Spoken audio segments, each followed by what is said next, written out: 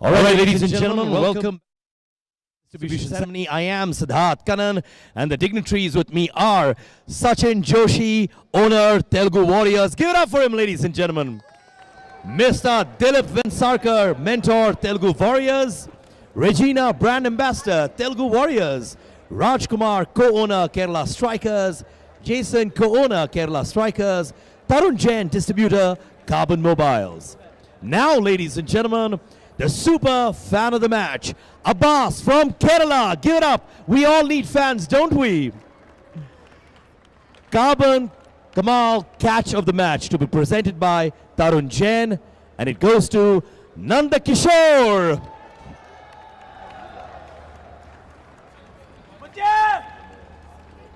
Congratulations, Nanda Kishore. May you keep catching and fielding like this.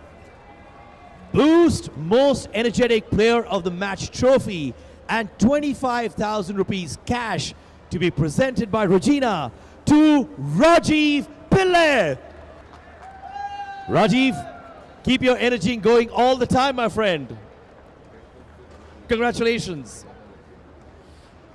Now, ladies and gentlemen, the man of the match to be given by Rajkumar, and it goes to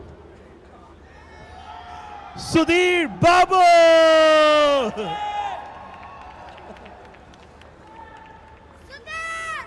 Sudhir, I need to chat with you, my friend, so please. Sudhir, what a performance. Stayed throughout. You actually became the force which the team depended on. An amazing half century. You must be very proud of yourself. Yeah, it's a team effort. My job is to stay there, so I think I've done that. Did you at any point of time feel that the match was going out of your hand? No, we always were in striking distance. I know that there are very good players down the line, very good batsmen who can hit the ball out of the ground.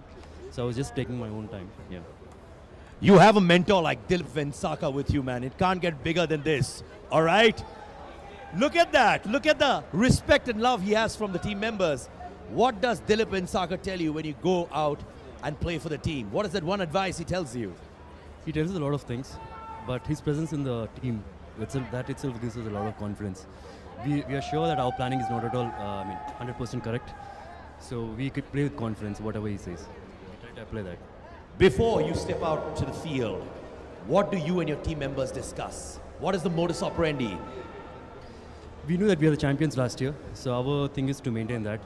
We thought on the field also we need to show that we are the champions last year. So even in the field we were very aggressive.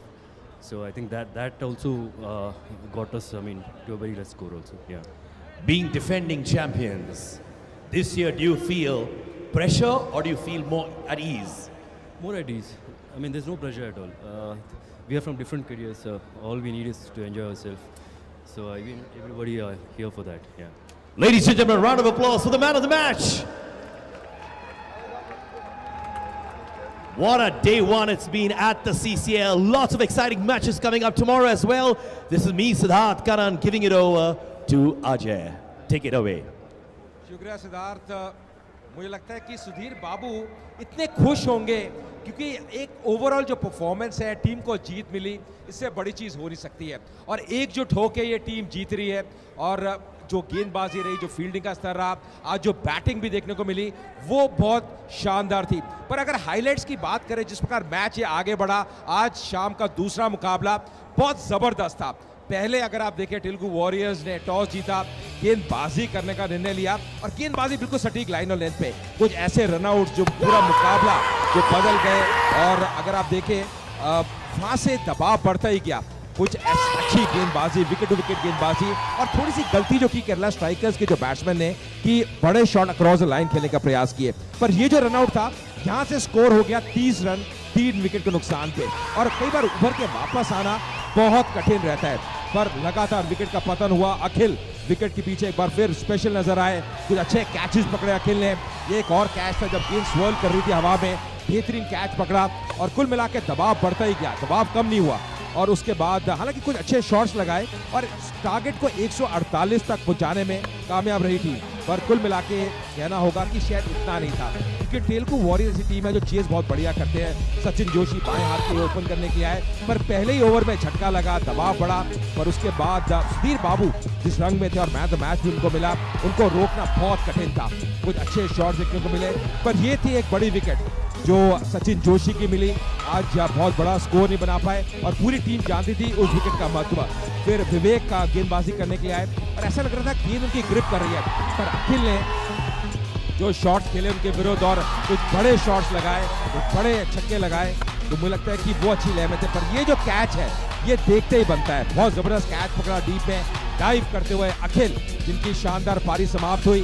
उसके बाद ही wicket का पतन हुआ, पर वो ज्यादा महंगा साबित हुआ क्योंकि जो औसत थी उस वक्त तक काफी बढ़ गई थी तेलुगु वॉरियर्स के लिए, और अंत में 5 विकेट से ये मुकाबला उनके नाम रहा। बेहतरीन स्ट्रोक्स देखने को मिले, बेहतरीन बल्लेबाजी देखने को मिली, और यही कारण है कि ये मुकाबला रहा तेलुगु वॉरियर्स के, और एक अच्छी जीत उनके लिए। आगाज बहुत बढ़िया रहा है और जबरदस्त उनका प्रदर्शन रहा है। तो कहना होगा तेलुगु वॉरियर्स ने इस सीजन भी, इस संस्करण में भी एक अच्छी शुरुआत की है।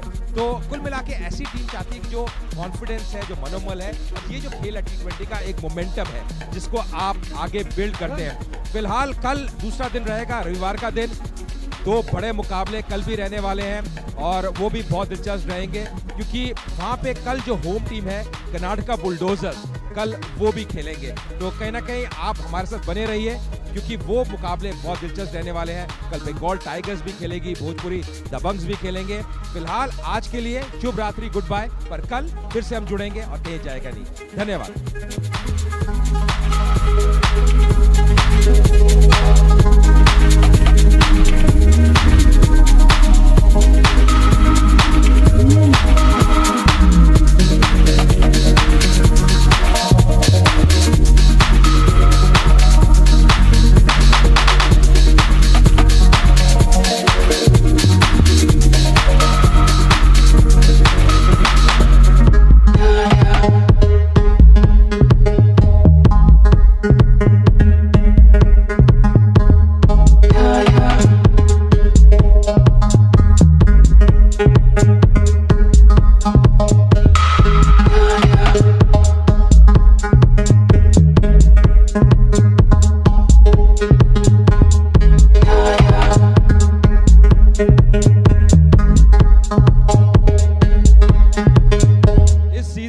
बहुत बढ़िया शुरुआत होती हुई तेलुगु वॉरियर्स की, 5 विकेट से मुकाबला जीत लिया और बैटिंग उनके रंग में आती हुई।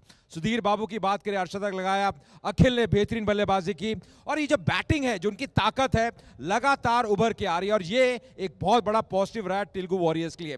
पिछले साल भी जब CCL 5 का संस्करण जीता, बैटिंग जबरदस्त नजर आई, चेस किया 5 में से 5 मुकाबलों में, और मुझे लगता है ये ऐसी चीज है जो बहुत पॉजिटिव रिजल्ट्स दे रही है तेलुगु वॉरियर्स के लिए।